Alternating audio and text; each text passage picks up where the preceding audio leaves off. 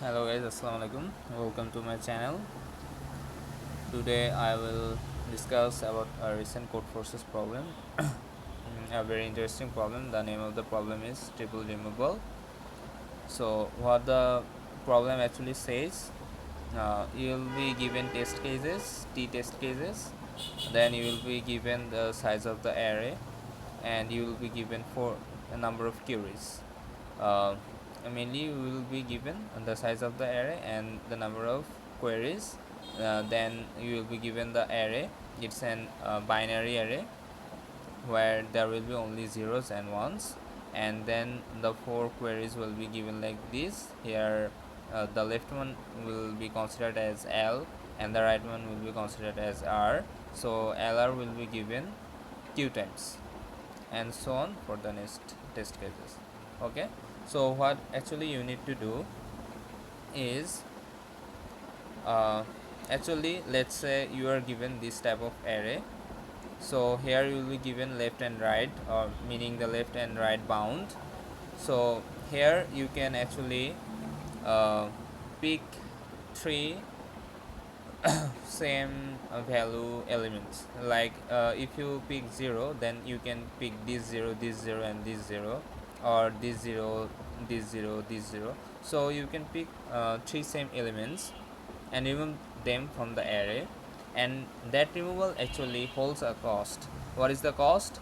The cost is actually, let's say you have picked I, j and k, where bi, bj and bk are all same, and the cost will be, after removal, is minimum of k minus j and j minus 1. Meaning, let's say you have removed this and this and this. So the difference of these two elements, let's say this is I, this is j and this is k. So j minus I is equals to 1, but k minus j is equals to 2. Minimum of 1 and 2 is 1. So removal of this and this element will cost actually just 1. Okay, so the problem statement, I think that is clear for all of you. uh, Now go to the solution. How can you actually do this? I will go to the whiteboard. So let's say you are given an array like this: 1 1 0 1 0 1. First of all, oh, I forgot actually to mention another thing is, sometimes you actually cannot remove three elements in that array. Let's say you have given an array which size is actually 2, so you cannot actually remove three elements from that, and every time you can actually remove. Triple removal means you have to actually remove three elements at one time. So at that case you cannot actually make that array empty if the size of the array is not divisible by 3. So at that case you have to actually, the cost will be defined as -1, and you have to write down that answer as -1. So what is the case that you will be actually giving the output as -1 is, let's say you have given such L and R, and first case that the size is not divisible by 3, and the second case is, let's say you have actually calculated all the ones in L and R, let's say that is 5. In that case you cannot actually remove all the 5 ones, cause you can actually pick 3 ones at one time and remove them, but when there are 2 remaining, then you cannot actually remove those 2 elements, cause at one time you have to pick 3 elements, and only you can pick 3 elements at one time. So whenever, let's say you are given L and R, then the size of that subarray will be R minus L plus 1. that has to be divisible by 3. This is the first case, that has to be divisible by 3. And another case I have said that the number of ones between R and L, that also should be divisible by 3, because if the number of ones between R and L is divisible by 3, and the size of the array is also divisible by 3, then we can say that the number of zeros between R and L, that is also divisible by 3. Okay. Or you can actually do that thing, that number of ones between R and L, let's say I am writing like this, we will do that using prefix sum. For current check, I am writing like this: a number of ones between R and L, that should be divisible by 3. That should be divisible by 3. And what will be number of zeros then? The number of zeros will be R minus L plus 1, that let's say that is the size, minus number of 1, that is this 1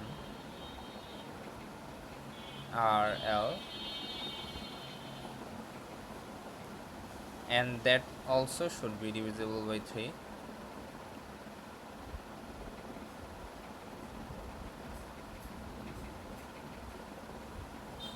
Okay, if these two cases are okay, you can simply do these two cases, because if the size of the array is divisible by 3 and number of ones is also divisible by 3, then the number of zeros that contains in that array or in that range must be divisible by 3. So you can actually do these two simple conditions, or you may actually do these two simple conditions.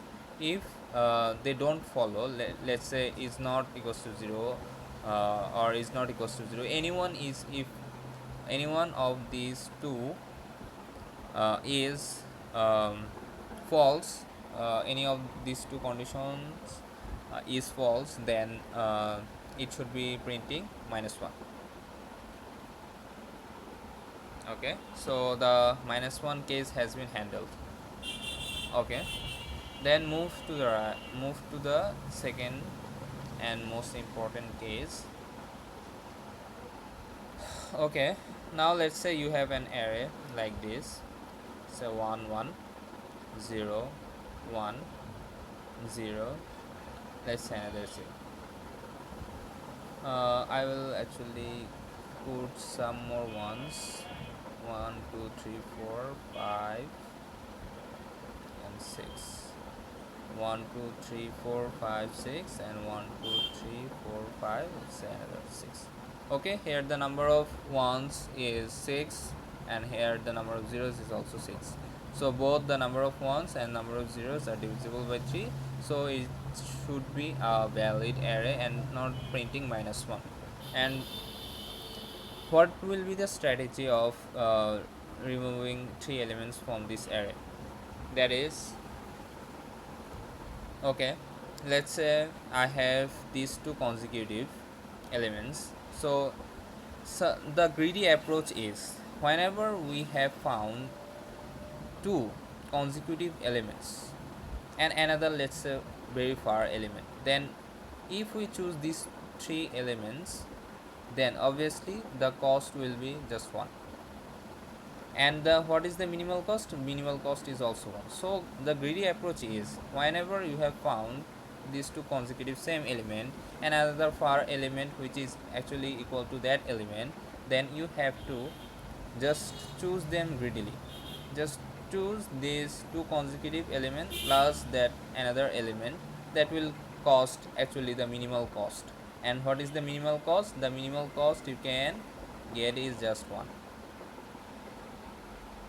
Okay, so let's say I have chose this, and I have chosen for element. Okay, okay, you you can actually think about like this, that let's say you had 1 1 and 1 here. Okay, you should be pick the furthest one, or you may think that that one which actually in between other two zeros. Why? If in, let's say here, one has two left and right zeros, if you pick uh, and one uh, like this, then it will definitely benefit us. How? After removing these three, these two zeros will also be consecutive, so we can pick another zero, and that zero should be in between two consecutive ones, in between two ones. uh, let's say what will be the array after this. The array will look like this: 1 0 1 0 1 0 and 0. Okay, here we have found another two consecutive element, and we will choose such 0 which has um, two different elements side by side of it. So if we choose these and this, then we will and definitely get another two consecutive elements. Then after we choose this and this, we will remain the remaining element as same. So what is the approach? The approach is, whenever you find two consecutive elements, you will choose them greedily, and what will be another element you will choose, that is, if the element is like this, or let's say you have these consecutive two elements, you will choose another zero like this. Okay, when it will be the case that let's say you have chose this, but you have not a one like this. So what may happen then? Then it may happen like this: 1 0 0, maybe 1 1 0, maybe 0 1 1, maybe 1 0 1, or maybe triple one. Okay, in triple one we have not to think much about that, because we will choose them greedily and it will just cost one. We will choose another one what it is locating, so in that case we not need not to consider. Okay, what about this case?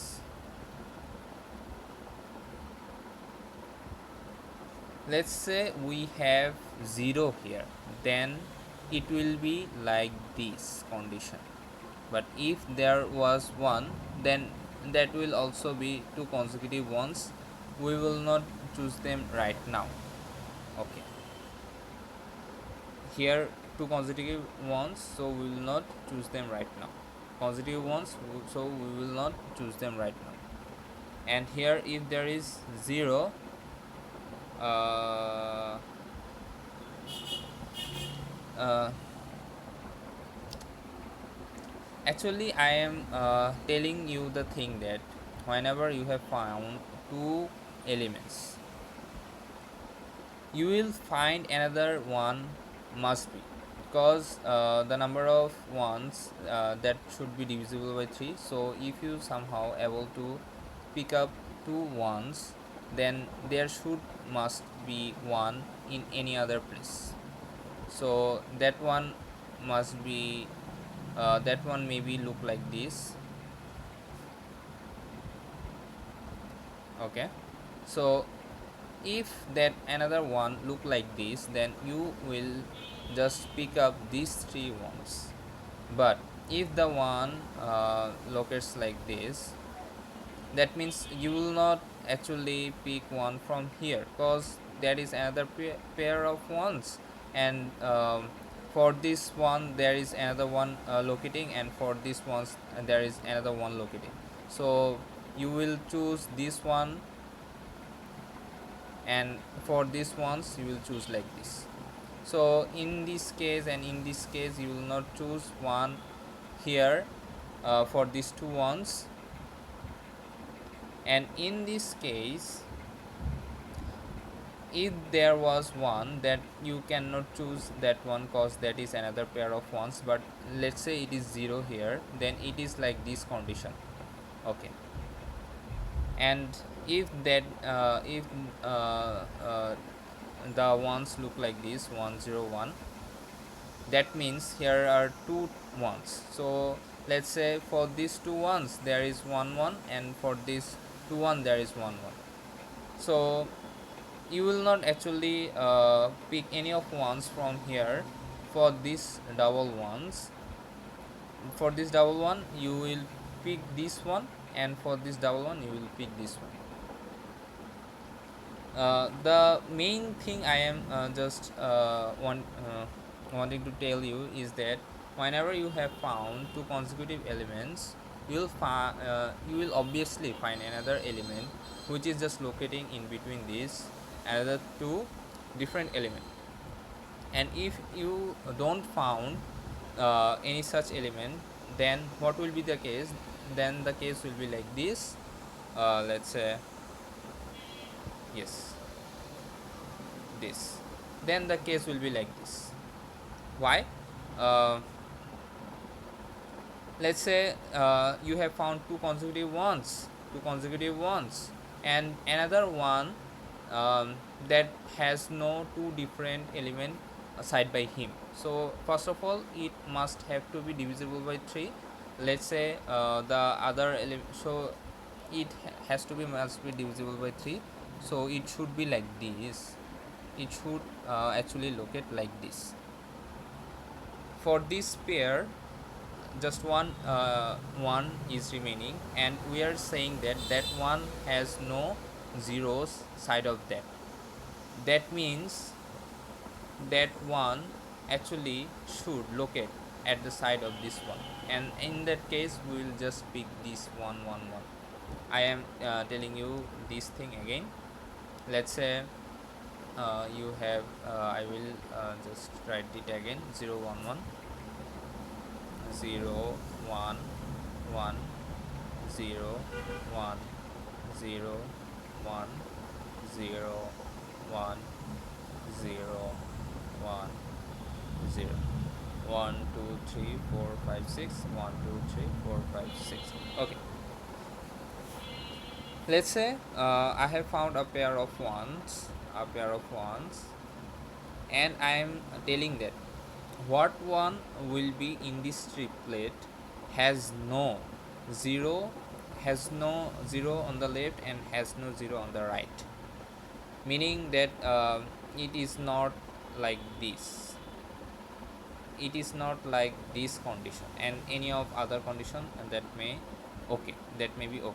So for these let's say for these two pair uh, there is no such one which have this look. So as the number of 3 must be divisible by 3, there has to be another one. Okay, and we have said that all other ones has been actually removed, just one is remaining, and that one is not in that look. So the one must have to be put in here, because if let's say we have not put this one in there, we have put this one here, then in that position we have to put 0, and there are not 1 0, there are actually 3 zeros, because the number of zeros has also must have to be divisible by 3. So I am saying that for a pair of 1 there is at least such one which have this look. If it is not this look, then the ones are actually consecutive. So my claim is actually clear that for a pair of 1 I will must have a 1 in this loop, or that one is actually making a triplet pair, triplet one consecutive like this. Okay, so let's say I have this, then I will just simply pick this once. But if let's say I have this loop, then I will simply this pick one and pick one, and here we will find another two consecutive zeros, and for two consecutive zeros the uh, uh, condition actually holds. We will find a zero that look like this, we will find a zero that look like this, or the zero that must be that has to be consecutive.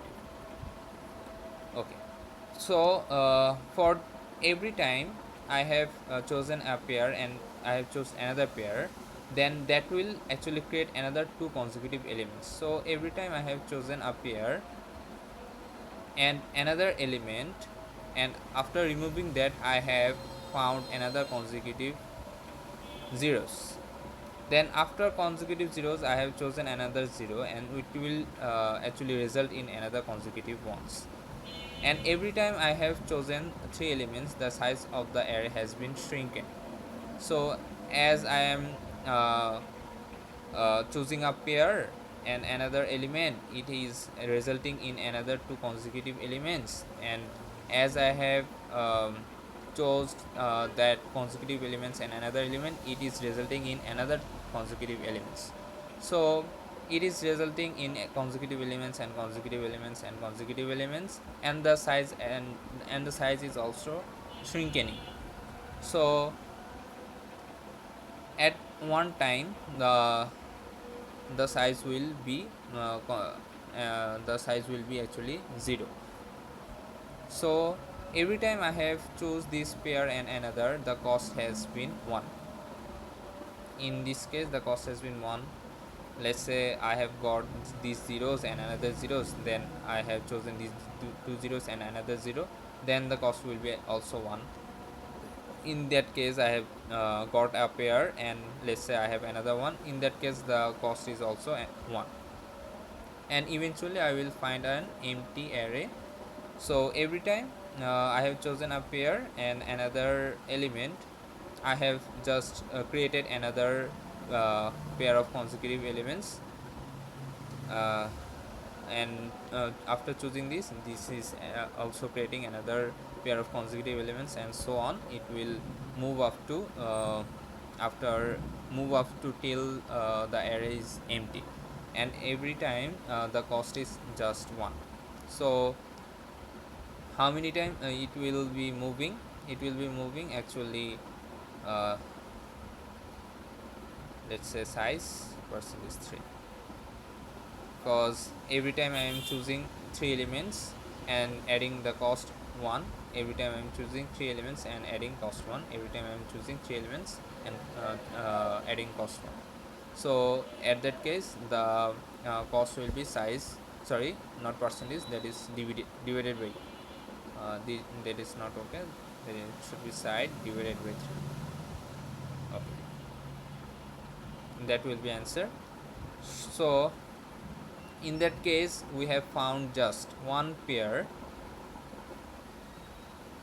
this size divided by 3 condition will be hold, and it is the correct answer, just one. Let's say we have two consecutive elements like this, two consecutive elements like this, then what will happen?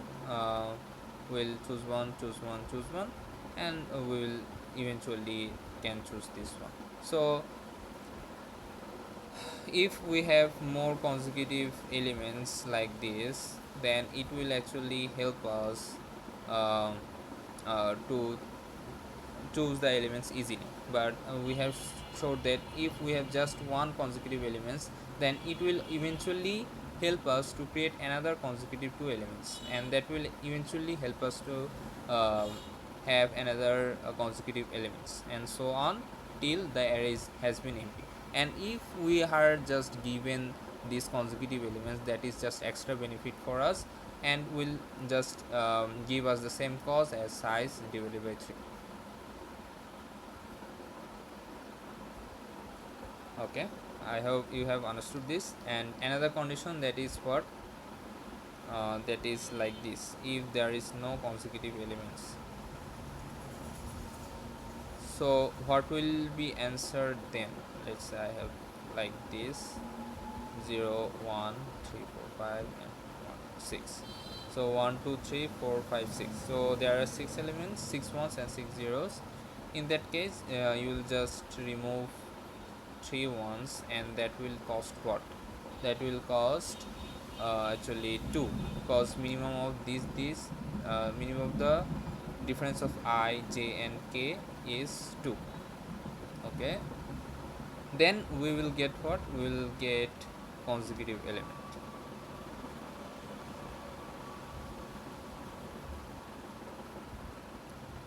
And for in this case, what is the answer? We know the answer is the size of the array divided by 3.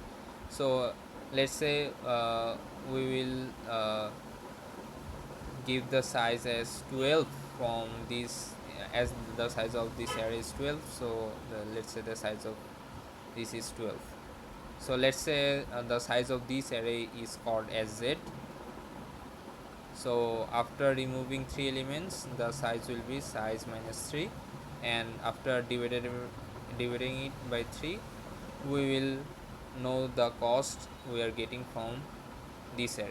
And as we have deleted 3 elements here, that actually gave us the cost of 2. So in that case, the answer will be this.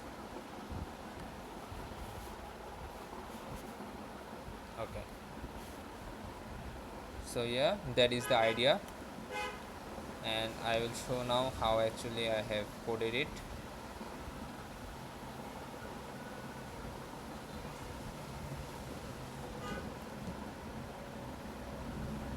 Yeah, uh, I have taken a pref to calculate the prefix sum of 1, to calculate the number of ones precisely. Here I have used the number of ones and number of zeros. If 1 is not divisible by 3 and zeros is not by divisible by 3, sorry, or, then it will simply give us -1 answer. And for each query I have doing this. Okay, and another prefix, what is this? Consecutive to pref, that will actually calculate the number of consecutive 2 elements between L and R. Okay, so if consecutive pref of R minus consecutive pref of L, then it will simply give us size divided by 3. Otherwise it will give us 2 plus size minus 3 divided by 3. Okay, here you can see that I have not written L minus 1, because what, uh,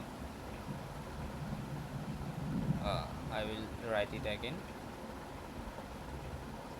How I have actually calculated consecutive 2 elements prefix array. Let's say I have simply I am writing another array. Okay, 1 1 0 0 1 0 1 1. So what I am actually doing, every time I have got let's say I have iterated from here to here. Every time I is equals to a I minus 1, then I have put it 1 here. So that is 0, but in this case this and this element is equal, so it will be put 1. It is not equal, so it will be put 0. It is not equal, put 0 0, and it is equal, so here it will be put 1. Then I have just prefix summed it. This will be 1 1 1, then 2, then 2, then 2, then 2, then 3. So you are looking that in such way I have actually calculated the consecutive to pref. And let's say you have to find the number of consecutive elements from here to here. Okay, then the number of consecutive elements should be just 1. But here in case we will find pref of 3 minus pref of if it, let's say we have put L minus 1, then 0, then sorry, we will actually the answer will be 1 and 2. Actually the answer will be 2 if we retain it pref of r minus pref of l minus 1, so that will give us actually 3, because for this element we have put 1 here, but in such way we cannot actually consider this one. So what we have to do is we simply not to write pref of r minus pref of l minus 1, instead l minus 1 we will write simply l, because consecutive two elements should not we have not to actually think too much about the first element's prefix consecutive to, rather we actually have to consider from the second ones. So we will write from prefix r minus prefix of l, not need to l minus 1. Okay, that is all about. Yes. uh, yes, here I have put just this consecutive to pref of r minus consecutive to pref of l. If that is greater than 0, meaning that there is at least one consecutive two elements, then the answer will be size by 3, otherwise the answer will be this. Okay. Oof. A tough problem, but I think you have understood it.